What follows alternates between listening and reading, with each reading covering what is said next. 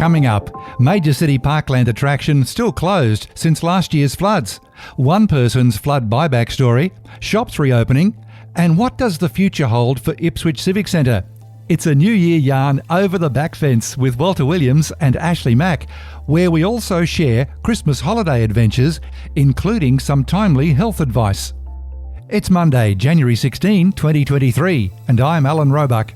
Welcome to Ipswich Today, which acknowledges the traditional custodians of the land on which it is produced and pays respects to elders past, present and emerging. This podcast is supported by Kinetics, people-powered web hosting trusted by Australian businesses since 1999.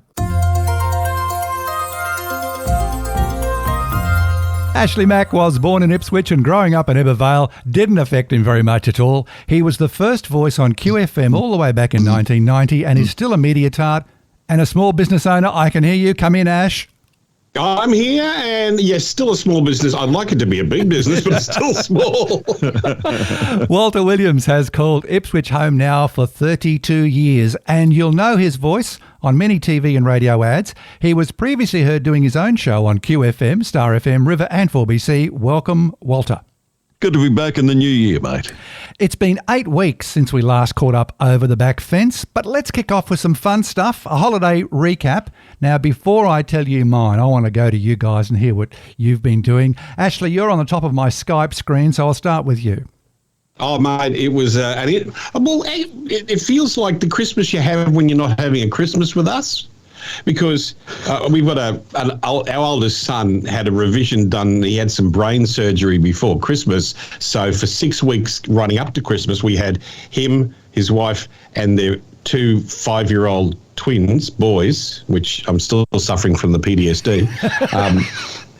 I tell you, I worked it out. All you got to do is play hide and seek and find a really good hiding place and you get a rest. But anyway, after that we thought, great, it's been, you know what relatives are like after 3, they're like seafood after 3 days they're off. Yeah. Well, we, Penny and I decided we'd sneak down the coast, and we had 2 days down the coast. It was like heaven on a stick. Came back, and guess what I did? I had a little heart attack. yeah, you make very light of it now, but it's a very serious thing, Ash. Actually, all the doctors and that said that I did the right thing by getting in there early, and I know the reason that happened, because if you have the symptoms of a heart attack, they're very similar when you're a bit like me, a bit overweight. They're very similar to being out of condition. Mm-hmm. And most people around you will see, if you complain to them saying, gee, I'm feeling lethargic, oh, you're out of condition, mate. You're just out of condition. Instead of saying, well, go and check your heart. Well, I went and checked the heart and found out that I'd had a little bit of a challenge. They put a stent in. I'm right as rain now. It's a bit like getting a new battery shoved in. By the way, you're telling that story, it all happened very quickly once you went into emergency. Yeah. Well, actually, yeah, I think I went into emergency at 10 o'clock in the morning. I was under the cardiologist's piece of wire up my arm and into my heart by about 4 o'clock. And by about 11 o'clock that night, I was feeling fantastic. It's amazing the difference that makes. Yeah. It was a 90% blockage in what they call the widowmaker artery, so I'm very glad it didn't completely block. And there in itself is a takeaway message for all men, I think, Ashleigh. Yeah, get tested if you have the slightest inkling. Just get in there. It doesn't cost much. Bang. They take a blood test and they can tell straight away whether your heart's had a hernia or whatever. Yeah, okay. Well, that was my Christmas. That probably wraps up your entire holiday then, particularly with recuperation. Guys, doctors were amazed that Ashleigh Mack actually had a heart. Yeah. I see holy dooly, there's one there. All right, Walter, what about your Christmas adventures? Oh, look, a couple of things. Just prior to Christmas, just went down the coast for a week and it was fantastic. You just totally chill out on the beach. Lovely. And then came back and got stuck into work again and then took a little break over the Christmas period and decided to do a road trip like you did. But this time I went up to Bundaberg through the back roads, which was fantastic, through all the little country towns in rural Queensland. And there's some beautiful places. You got Kilcoy and Moore and Yarraman. Yeah, all of Ban those. Springs, Binghamton. Did you see the bunyip? Yes, I did. Good. Yeah. You can't go around without seeing the bunyip. No, and I didn't look closely to see if he still had his Polished ones. That's also a good motorbike ride, Walter. I've done that many times. Oh, it would be a magic motorbike ride. But the scenery is beautiful. If you get a chance, people, do it, because it's so much better than driving on the Bruce Highway. That's a boring trip compared to this one. Correct. Thank you for sharing those adventures over Christmas. Now I'll share mine with you. I had what's called an epic outback adventure, a road trip to Charleville to mark 50 years since I went to work at 4VL. Straight out of school, yeah. Charleville hasn't changed very much at all in all that time. It's a very neat town, very tidy.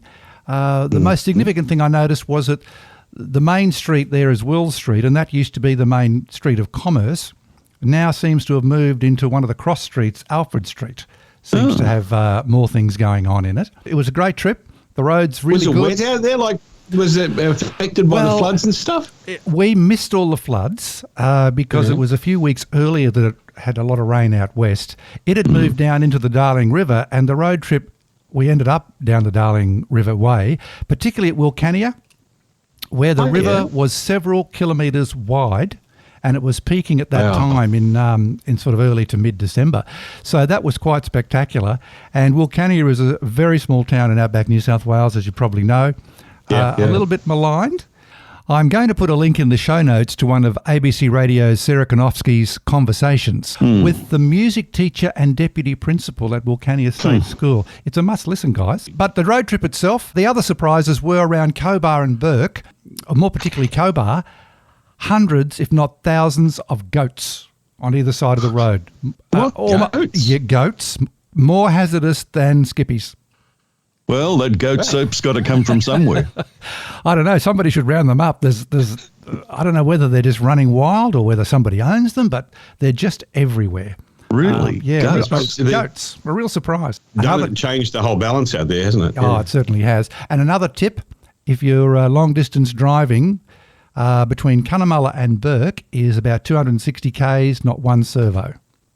Did you see the Cunnamulla fella? No, I was looking. We stopped there for lunch twice. They're on the way back as well. That is just a great drive if you ever get to do the drive to Adelaide, where you go down, Wilcannia, Dubbo, Wilcannia, Nevertire, Ningen, Cobar, all that way through there. It's just a beautiful part of Australia. It is indeed. All right, that's enough on our holidays. At one time, it was our city centre's showpiece. I'm talking about Riverheart Parklands between the two bridges. It's still closed, according to Council's website. Walt, you live nearby. Can you confirm if it's still closed? Oh, yes, I walked past it this morning. In fact, I walk past it most mornings. The locals are getting restless, I got to tell you, because I notice on the signage there where it says, keep out, you will be prosecuted, park is closed. Someone's started to write the question, why, on the signs. I'm due to catch up with the Mayor later this week for the January Council meeting. How about I put that question to the Mayor and see if we can get some concrete answers as to why it's taken nearly a year? Yeah, it's going to be a year next month, and that's just ridiculous. This has got to be sorted. Some of the lights I noticed just observing this morning are still down, so they haven't done anything to really repair the park even. Is it a problem we don't have enough money to do all this stuff, or what? Well, that's the only reason I can think of, but let's wait to hear what the Mayor has to say. Priorities have certainly changed under the current regime. There was a time when it was an absolute top priority for the parklands to be reopened because, let's face it, when it's open, it's great. It's a popular walk-through and people take their dogs, all that sort of thing. And I think it would be a draw card to this city for people to visit as well. It would be another gem in the crown of Ipswich. But I noticed that even before the floods, there was a certain lack of interest from City Council on maintaining it properly. The water feature that's there, there's a man-made waterfall, which looks fantastic at night when it's lit up and running properly. That hasn't been operational for ages. So there was a general lowering of maintenance expectations leading up to. So I've got a feeling that the current administration isn't a friend of the park. Let's find out the real answers later this week, Walter. While we're down by the river, I don't want to raise this, but I will. Is there a final chapter on the flood buyback saga for your home? Personally, the Ponderosa isn't subject to the buyback, unfortunately, because all the millionaires at Hurston got in first before us out here in the poor seats. But I'm hoping to try and re-stump it this year and looking into getting quotes and all of that. But the only thing is... How much higher would you go?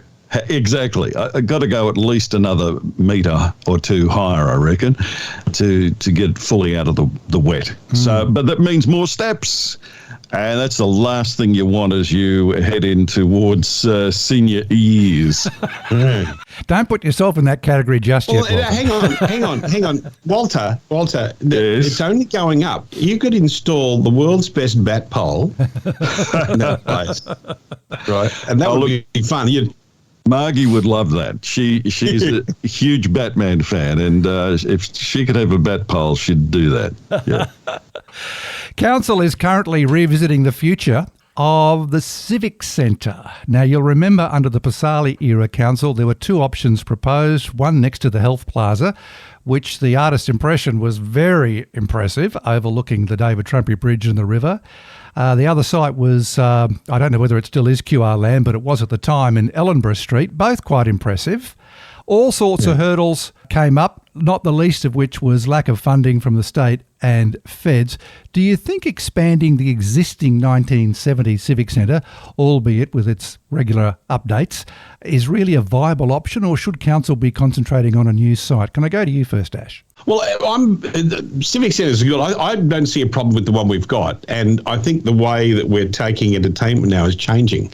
I think what's happening is entertainment is being brought into the home. I would much rather them build somewhere where you could go and make a video and distribute it, some sort of new technology hub where people could come along, artists, bands and that sort of stuff, could come in, make the Ipswich concert and then post it on the web. I think it's like that Hindley Street band do in Adelaide. Interesting. Sort of Studio 188 kind of fills that role now. Yeah, probably does. Yeah. And the fire station as well, doesn't it? Walt, what about you? You're much more of a theatre goer than Ash, I sense. Well, yeah, I go to the Ipswich Civic Centre once a month to go and see Stitch and the Switch and catch up on comedy. So I'm there every month and having a laugh. What I think could happen is the old council building that's just across from it. We could utilise that, cut off that road altogether. It's pretty useless. The one in between the Civic Centre and the old council building. You're talking South Street, yeah.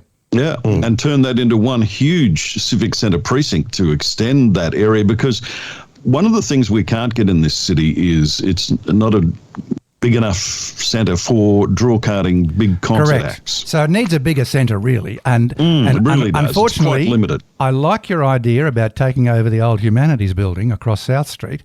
Problem is, I'm pretty sure the horse has already bolted, because that whole block now has been sold to Queensland Health. Oh, it has. Yes. Yeah, okay. So that's going to be really big, yeah. Yeah. So look, the Civic Centre as is certainly has a role for the smaller, intimate type shows, but we need a big one. Like, we're a city that's bigger than many regional centres in Queensland who have much better facilities than we do. And the reason? Because we're so close. We're a dormitory suburb of Brisbane. We're so close to Brisbane. Yeah, dare I say, I think even Bundaberg has a better civic centre than we do. And Mackay has a very impressive centre. Yeah, and Mackay has a very impressive. We're going to be 10 years from now. We're going to be seen as an outer suburb of Brisbane because it's just getting so close.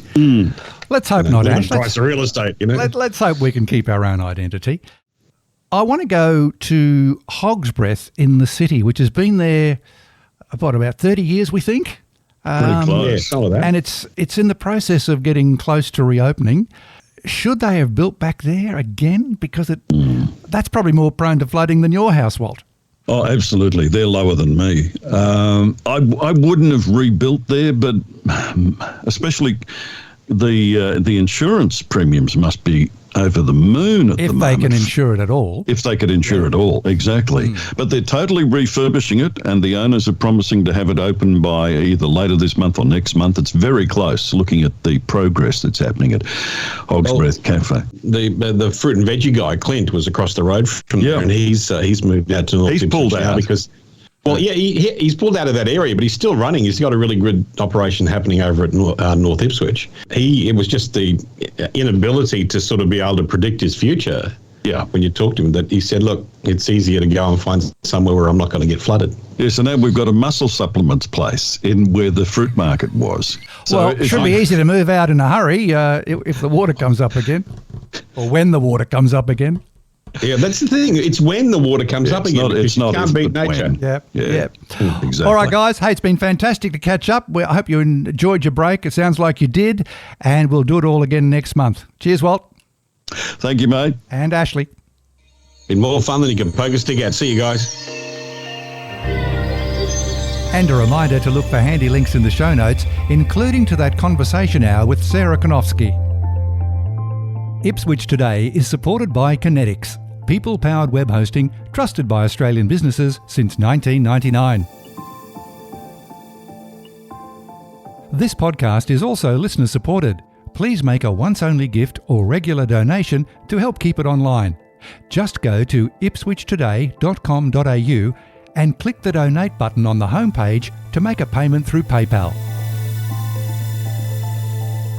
Follow and stream this podcast from your favourite app, including iHeartRadio and Amazon Music, or play Ipswich Today on smart speakers. Music is supplied by Purple Planet Music. This is Alan Roebuck. Thank you for listening.